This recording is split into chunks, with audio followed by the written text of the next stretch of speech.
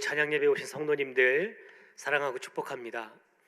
오늘 특별히 우리 할렐루야 찬양대가 찬양해 주셨는데 나의 믿음이 참 부족하고 연약하지만 주의 은혜로 강하여질 것이기에 내 믿음을 드러낸다는 이 가사가 참 마음 깊이 다가왔습니다. 우리 늘 귀한 찬양으로 하나님께 영광 돌리는 우리 할렐루야 찬양대 위에서 박수로 한 번 더 격려하도록 하겠습니다.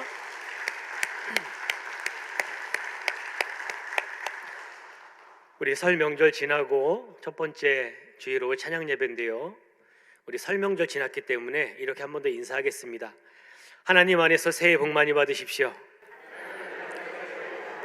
네, 맞은편 분하고도 인사해 볼까요? 하나님 안에서 새해 복 많이 받으십시오. 올 한 해 하나님 주시는 복으로 우리의 삶이 풍성해질 줄로 믿습니다. 이번 명절에 저희 집은 온 식구가 다 모였습니다. 부모님 두 분하고 저희 사남매 한 가정에 4명씩 있거든요. 그래서 몇 명이죠? 18명. 많이 피곤하시죠? 네, 부모님 두 분과 4가정에 4명씩이니까 16명, 그래서 18명 이렇게 모여가지고 함께 예배를 드렸습니다. 그리고 오랜만에 다 모였기 때문에 기념 촬영을 했습니다. 네, 화면을 띄워주세요. 네, 2017년에 찍었고요. 네, 2024년에 찍었는데 자세히 보시면 관찰력 있으신 분들은 그 사람이 그 자리에 똑같이 서 있어요. 예, 그냥 제가 있던 그 자리 저는 그대로 서 있고 아이들도 똑같이 그렇게 서 있습니다. 그런데 어른들은요, 사실 흰머리 좀 늘고 주름 좀 많아지고 이런 상황이지만 정말 눈에 확연히 띄는 아이들이 있죠.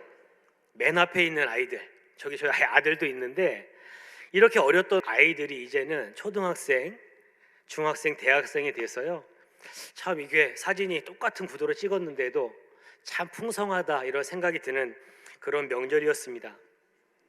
그런데 아이들이 커가는 모습을 이렇게 지켜보면 그냥 자연스럽게 자동적으로 막 크는 것 같지만 그렇지 않죠. 그냥 한 단계에서 그 다음 단계로 넘어갈 때 이 마디가 하나 이렇게 맺어지고 그 다음에 넘어가는 것처럼 어떠한 돌파가 있을 때 그 다음 단계로 성장하는 우리 아이들을 그렇게 지켜보게 됩니다. 그런데 사랑하는 성도님들, 영적인 면은 어떨까요? 우리의 영적인 면, 우리는 이런 몸만 가지고 있는 사람이 아니라 영적인 측면을 가지고 있는데 우리의 영적인 측면을 봤을 때 과연 이런 성장이 있었을까? 그것에 대해서 오늘 말씀을 통해서 함께 살펴보고자 하는 겁니다. 영적으로 성장한다는 것은 무엇인지, 영적으로 성장하기 위해서는 어떤 돌파가 필요한데 우리에게는 어떤 돌파가 필요한지 오늘 사무엘하 5장의 말씀을 통해서 함께 말씀을 나눠보고자 합니다.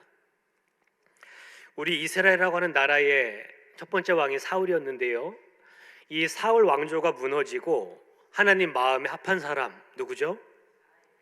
다윗이 두 번째 왕으로 세워졌습니다. 남유다뿐만 아니라 이 북이스라엘까지 다 다스리는 왕이 되었는데, 이렇게 이 통일 왕국을 사울이 통치했던 이 나라를 다스리려면 나라를 위한 새로운 중심지가 이 다윗에게 필요했습니다. 그래서 7년 6개월이라는 시간은 이 헤브론을 중심으로 다스렸는데요, 이 헤브론은 너무 남쪽에 있기 때문에 사실 이 북쪽에 있는 10개 이 지파를 다스리기가 어렵습니다. 그래서 이 남쪽도 다스리고 이 북쪽도 다스리기 위해서는 이 남쪽도 아니고 북쪽도 아니면서 이 남쪽과 북쪽을 잇는 그 척추와 같은 역할을 하는 그런 지역이 이 다윗에게 필요했습니다. 이 지도를 한번 띄워주십시오. 이 지도를 보시면 이 지도는 사무엘하 3장, 4장을 배경으로 하고 있는 지도인데 이 남쪽에 헤브론이라고 하는 도시가 보이시나요? 그리고 그 중앙 쪽에 보면 이 남유다도 아니고 북이스라엘도 아닌 그곳에 여부수가 다스리는 예루살렘이라고 하는 그런 지역이 있습니다. 이곳이 바로 예루살렘 성이 되는 그곳입니다. 천혜의 요새였기 때문에 이 남왕국에도 속하지 않았고요, 북왕국에도 속하지 않으면서 오랫동안 평화를 누렸던 곳이 이 예루살렘이라고 하는 도시였습니다. 그래서 하나님 주신 지혜로 하나님이 다윗에게 지혜를 주셨기 때문에 그 골짜기 하부에 있는 비밀 통로를 통해서 이 천의 요새인 예루살렘을 무혈 입성하게 됩니다. 그래서 이 남유다와 북이스라엘의 수도로 예루살렘이 그렇게 정해지게 되는 겁니다. 천의 요새인 이 예루살렘을 점령을 했기 때문에 거기다가 더 높이 성을 둘러쌉니다. 그래서 그곳을 이름하여서 하나님 나라라는 의미로 시온성이라, 다윗성이다, 예루살렘성이 다 똑같은 뜻을 가지고 있는 곳인데, 그래서 다윗 왕국이 얼마나 위용이 있는지 그렇게 드러나게 됩니다. 그런데 이 다윗 왕국이 강해진 비결을 사무엘하 5장 10절이 이렇게 기록을 하는데요, 우리 한 목소리로 함께 읽겠습니다. 시작.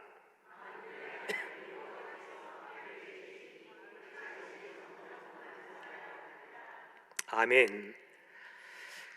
다윗 왕국이 강해진 비결을 성경은 무엇이라고 말하냐면, 하나님이 함께 하시기 때문에 다윗 왕국이 강해졌다고 오늘 본문이 분명하게 소개를 하고 있습니다. 하나님이 이스라엘 편에, 다윗 왕국 편에 서니까 세상 나라에는 없는 탁월함, 강력함이 느껴지는 겁니다. 그러자 눈치 빠른 두로 왕이 사절단을 보내서 다윗 궁을 건축하는 데 필요한 모든 재료, 모든 인력들을 보내주겠다고 약속을 합니다. 무슨 말이죠? 조공을 바치겠다는 겁니다. 이 국제 정세를 보니까 이 다윗 왕국이 아주 앞으로 전 세계를 통치할 것 같은 느낌이 드니까 두로 왕이 눈치를 채고 우리가 당신의 궁을 건축하는 모든 재료를 공급하겠다고 그렇게 지금 말을 하고 있는 겁니다. 사실 이 정도로 나라가 번성하고 커지면 왕으로서 교만해지고 우쭐할 수도 있는데 다윗은 그렇지 않았습니다. 우리 12절 말씀을 우리 한 목소리로 화면을 보고 읽도록 하겠습니다. 시작. 다윗이 여호와께서 자기를 세우사 이스라엘 왕으로 삼으신 것과 그의 백성 이스라엘을 위하여 그 나라를 높이신 것을 알았더라. 아멘. 무슨 말입니까? 무명의 목동이었던 나를 왕으로 세우신 것이 하나님의 은혜라는 겁니다. 하나님의 은혜가 아니면 나는 이 자리에 있을 수 없는 사람이라고 이 다윗은 고백을 하고 있는 겁니다.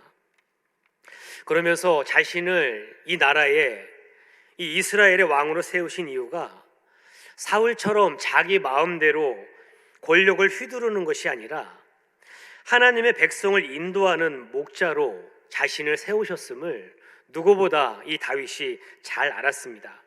이런 마음으로 나라를 다스리게 되니까 이 남유다와 이 북이스라엘이 하나가 된 이 나라를 다스리게 되니까 주변에 있는 모든 나라들이 다윗을 인정할 수밖에 없도록 하나님이 이스라엘을 축복해 주십니다.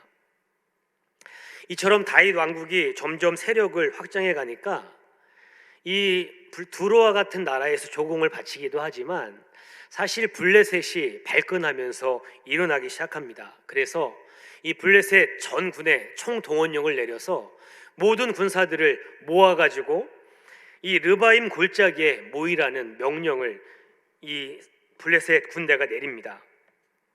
도대체 무슨 사연이 있길래 블레셋이 이렇게 발끈하는 것일까요? 사실 이 다윗과 블레셋 사이에는 그럴 만한 이유가 있습니다. 오래전에 다윗이 이 사울 왕을 피해서 그렇게 도망 다니는 그런 신세가 되었을 때 블레셋 땅으로, 그 가드 땅이라고 하는 그곳에 가서 망명을 한 적이 있습니다. 그래서 그곳에서 가드 왕 아기스를 만납니다. 이제는 다른 나라로 망명해서 가드 땅에 왔기 때문에 야, 이제 좀 편히 살 수 있겠다. 그렇게 지금까지 오랜 기간 쫓겨왔던 이 도망자 생활이 아니라 이제 편하게 살 수 있겠다, 그런 생각이 들었습니다. 그런데 이 가드 땅에 왔는데 그 블레셋의 고관들이 다윗을 곧바로 알아보는 겁니다.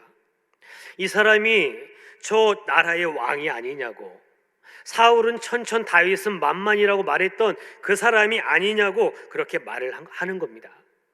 그 얘기를 듣자마자 다윗이 너무 두려움에 빠져가지고 이상한 행동을 하기 시작합니다. 우리 사무엘상 21장 13절을 우리 세번역 성경으로 함께 읽겠습니다. 시작.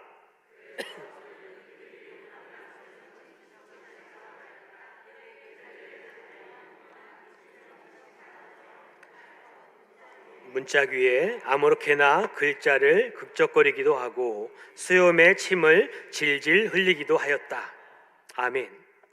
다윗이 무엇을 하고 있는 겁니까? 미친 사람처럼 그렇게 벽에다가 그냥 아무렇게나 막 글을 쓰는 것처럼 행동하기도 하고 수염에 질질 침을 흘리면서 미친 사람인 척 하는 겁니다. 그런데 놀라운 것은 이 연기가 통했다는 겁니다. 이 정도면 연기 대상 받을 만할 정도로 얼마나 연기를 잘했으면 그 왕들과 사람들이 다 다윗에게 그렇게 넘어갔습니다. 이런 일로 인해서 이 미친 척 하는 일을 통해서 위기를 모면한 다윗은 훗날 다시 블레셋으로 망명해서 가드왕 아기스를 섬기는 그런 신하가 됩니다.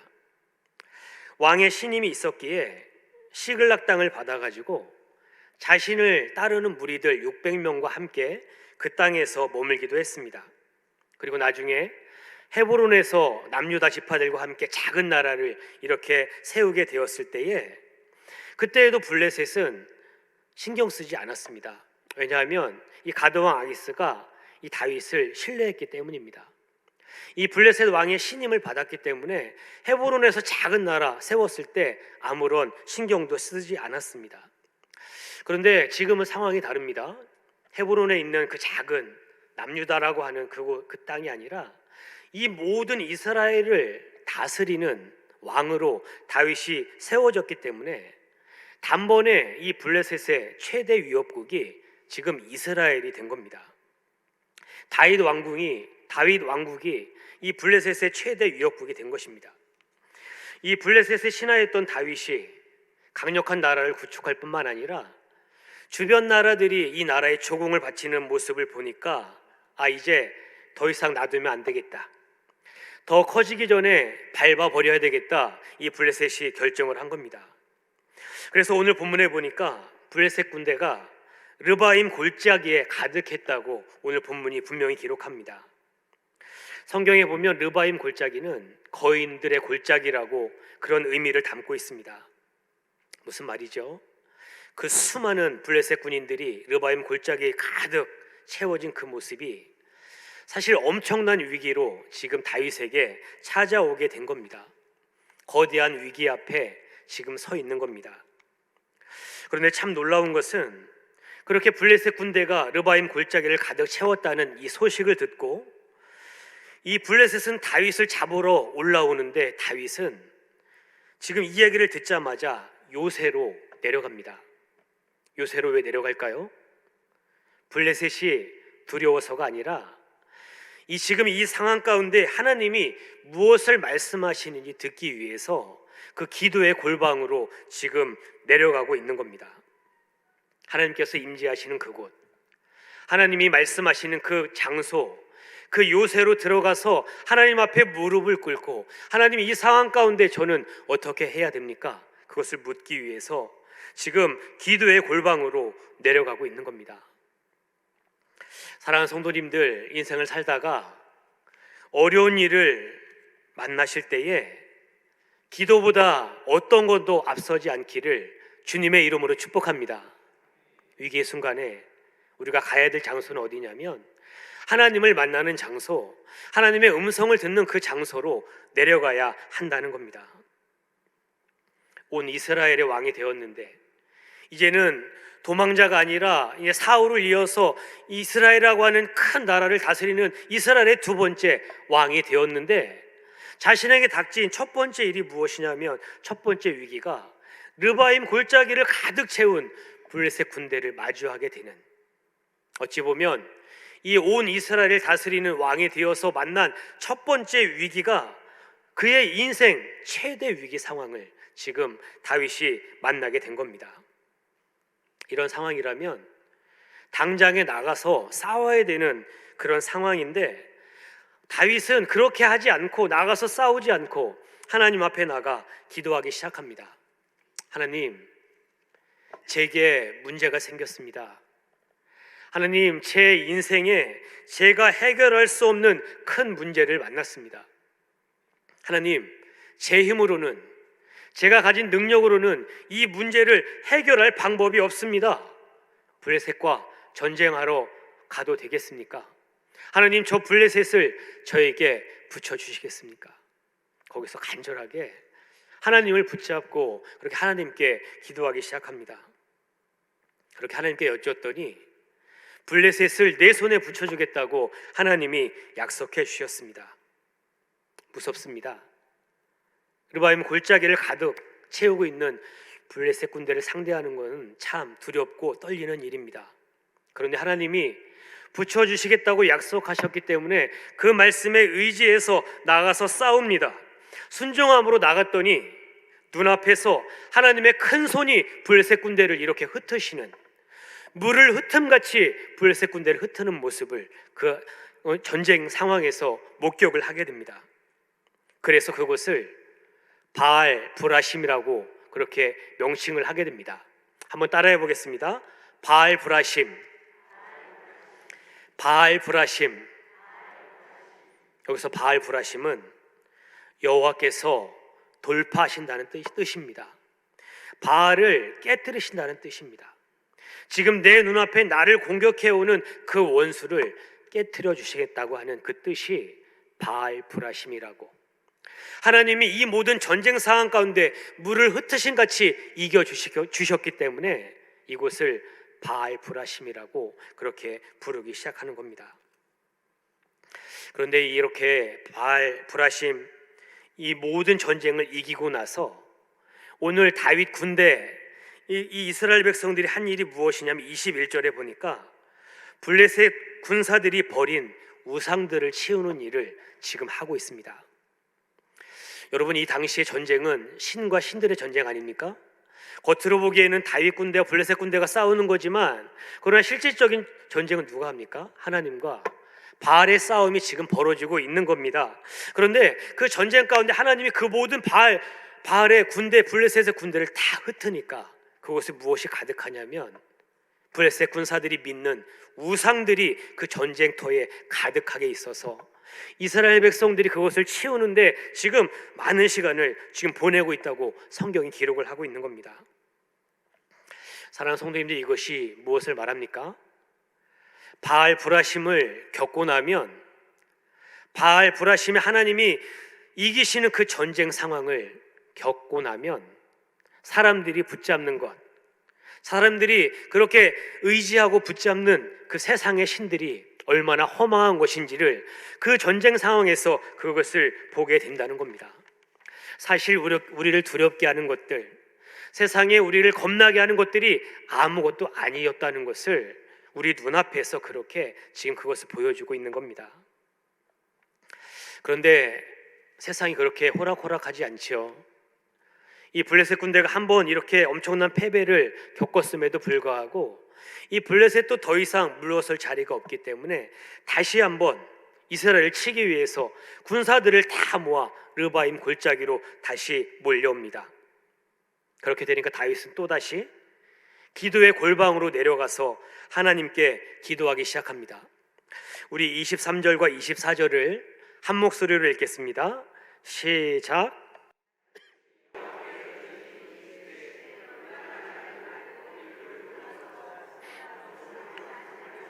그들을 기습하되 뽕나무 꼭대기에서 걸음 걷는 소리가 들리거든 곧 공격하라.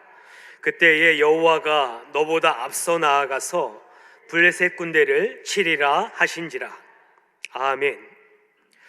사랑하는 성도님들, 우리 앞에 본문이랑 이 두 번째 전쟁 상황을 이렇게 보면서 이 다윗의 기도가 깊어져 가는 것이 느껴지십니까? 첫 번째, 하나님께 기도했을 때는 올라가라, 그럼 내가 너에게 그것을 붙여주겠다. 두 번째 상황에서는 어떻습니까? 바로 그냥 올라가는 게 아니라 뽕나무 수풀에 매복했다가 뽕나무 꼭대기에서 걸음 걷는 소리가 들리거든 공격하라고, 아주 세밀하게 그렇게 어떻게 해야 되는지를 지금 하나님께서 이 다윗에게 말씀해 주고 있는 겁니다. 기도라는 게 그런 겁니다. 처음에는 그냥 하나님 주시는 하나 가지고 가는데 기도가 깊어지면 하나님이 더 세밀하게 우리에게 말씀을 해 주시는 겁니다. 그런데요, 오늘 말씀 보면 그 말씀 다음에 나오는 말씀이 참 무서운 말씀을 해주시는데 하나님이 이렇게 말씀하십니다. 여호와가 너보다 앞서 나아가서 블레셋 군대를 치리라. 아멘. 여러분 한번 상상을 해보십시오. 하나님이 앞서가시면서 블레셋 군대를 친다면 블레셋 군대에서 누가 살아남을 수 있겠습니까? 하나님이 우리를 위하시면 누가 우리를 대적할 수 있겠습니까? 이스라엘 입장에서는 정말 든든하고 힘이 되는 말이지만 사실 블레셋 입장에서는 어떻습니까? 무릎이 이렇게 부딪혀서 달달 떨릴 만큼 무섭고 끔찍한 상황이 지금 두 번째 이 르바임 전투에서 지금 일어나고 있는 겁니다. 그런데 이렇게 두 번의 르바임 전투 상황을 보면서 이 다윗의 신앙이 참 귀하게 느껴지는 것은 무엇이냐면 사실 지금 다윗은요 한 나라의 왕입니다. 당시 그 주변의 패권을 차지하고 있는 큰 나라의 왕입니다. 왕은 어떤 존재입니까? 명령하는 존재입니다. 누구에게 무엇을 듣는 존재가 아니라 왕은 명령하는 존재라는 겁니다. 그런데 다윗은 그렇지 않았습니다. 큰 나라의 왕이 되었어도 어려운 문제를 만나니까 기도의 골방으로 내려가는 겁니다. 그것을 내가 할 이 나라의 위기 앞에서 내 힘으로 이 나라를 지킬 능력이 없기 때문에 다시 하나님께 묻기 위해서 그렇게 기도의 자리로 내려가고 있는 겁니다. 내가 가진 경험, 내가 가진 지식, 그것을 다 내려놓고 하나님 음성을 듣고 순종했더니 인생의 위기 때마다 그 다음 단계로 갈 수 있는 돌파가 일어나더라는 겁니다. 이 다음에 우리가 다 살펴보지는 않았지만 블레셋을 격파하고 아까 지도에서 기억나시는지 모르겠지만 에돔을 격파하고 모압, 암몬, 아람까지 다 정복합니다. 그래서 그 중근동 지역 최고의 제국으로 우뚝 서서 아주 전무후무한 나라를 세우는 것이 바로 이 다윗이었습니다. 다윗 왕국을 살펴봤을 때 지금 바알 브라심 이전과 이후가 완전히 구분이 될 정도로 엄청난 돌파가 지금 다윗의 삶 가운데 일어난 겁니다. 단순하게 전쟁에서 승리한 것뿐만이 아니라 다윗은 엄청나게 영적으로 크게 지금 성장하는 모습을 오늘 본문 가운데 우리가 보고 있는 겁니다. 사랑하는 성도님들, 여러분들의 삶의 자리는 어떻습니까? 우리의 삶의 현장도 바알 브라심이 되어야 할 줄로 믿습니다. 눈에 보여지고 나를 두렵게 하고 어렵게 하는 것들, 하나님께서 그것들을 다 깨트리셔서 승리하게 되는 그런 역사가 우리에게도 찾아올 줄로 믿습니다.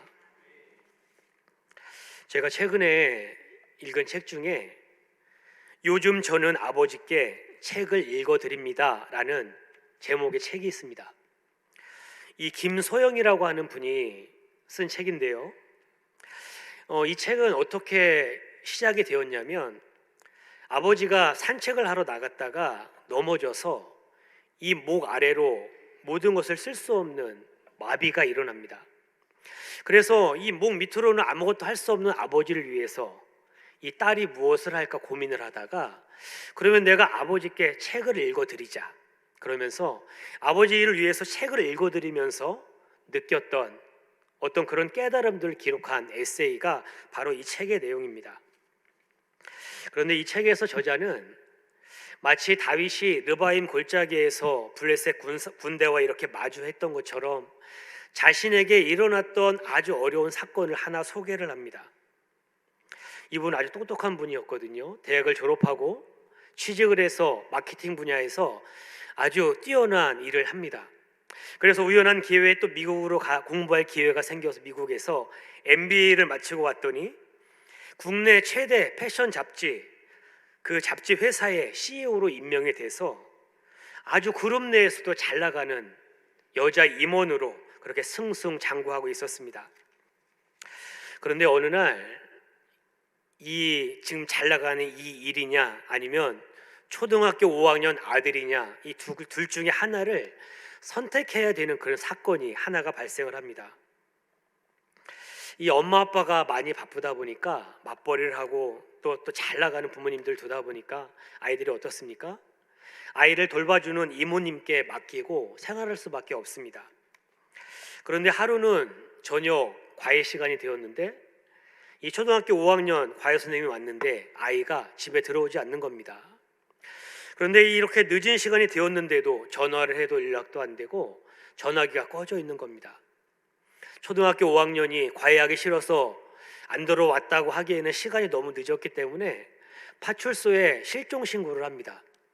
그랬더니 경찰에서 무엇이라고 말하냐면 이 휴대폰을 추적했더니 마지막으로 끊긴 곳이 한강 부근이라고. 그 이야기를 듣고 설마 하는 마음으로 그렇게 한강에 가서 아이를 찾습니다. 그런데 여기저기 다 둘러봤지만 아이의 행방이 묘연합니다. 어쩔 수 없이 집으로 돌아오면서 이 엄마가 이렇게 기도합니다. 하나님, 아이만 돌려주시면, 하나님, 아이만 보내주시면 제 모든 것을 내려놓아도 좋습니다.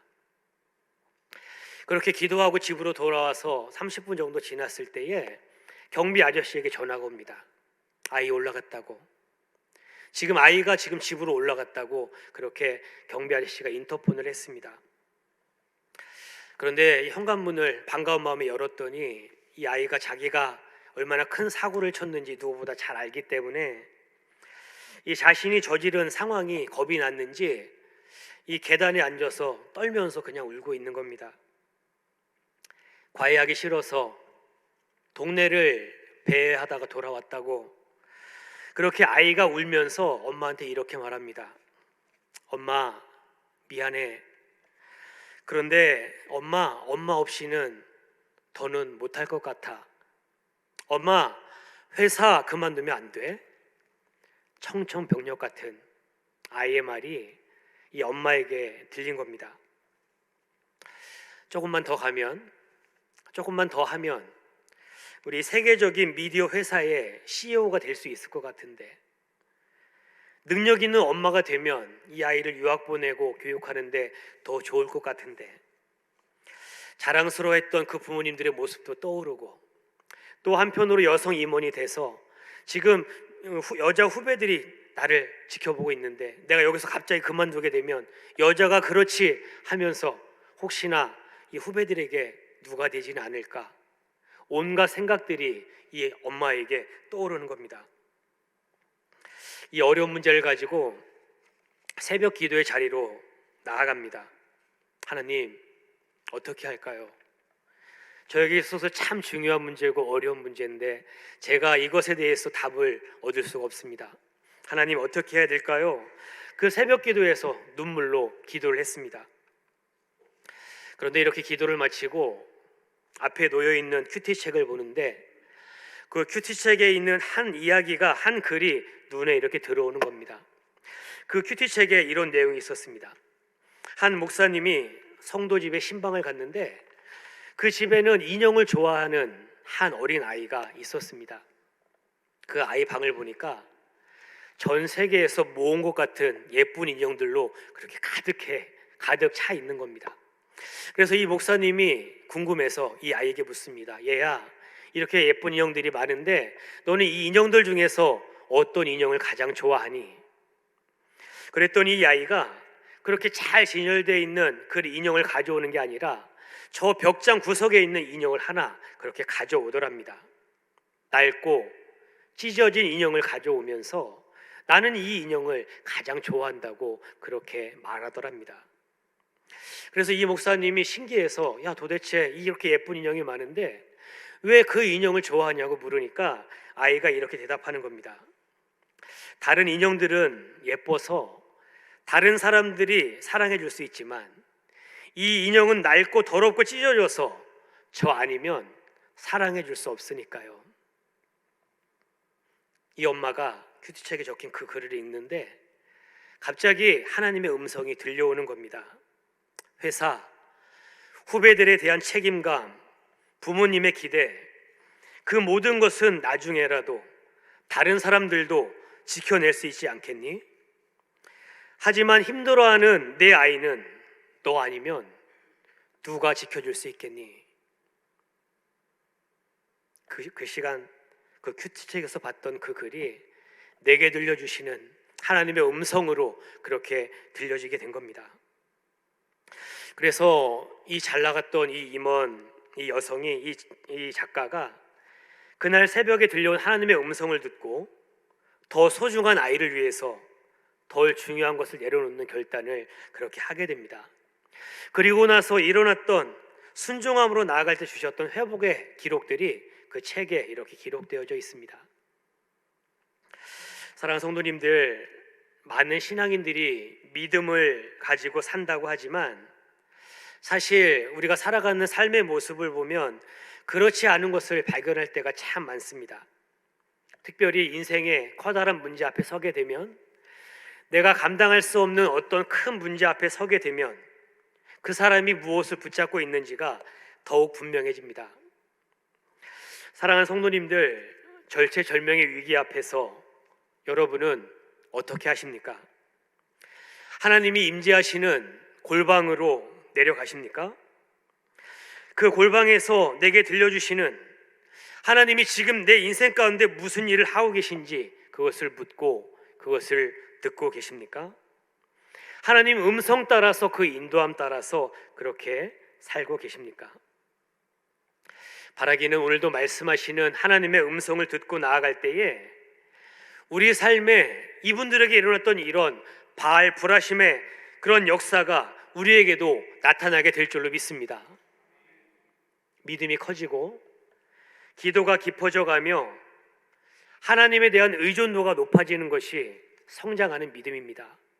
내가 오래 신앙생활을 했기 때문에 내가 가진 생각, 내가 가진 경험, 이것을 가지고 판단하는 것이 아니라 하나님이 오늘도 내게 말씀하시는 그것을 듣고 순종의 자리로 나가게 될 때 하나님의 놀라운 역사가 나타나게 될 줄로 믿습니다. 남은 한 해 하나님 앞에 나가 기도의 자리로 나아가서 하나님께 묻고 또 듣고 또 묻고 또 들으면서 하나님 앞에 성장하는 저와 여러분들 되기를 주님의 이름으로 축복합니다. 그렇게 될 때에 오늘 다윗에게 일어났던 이 바알 불하심의 돌파가 우리의 인생 가운데도 나타나게 될 줄로 믿습니다.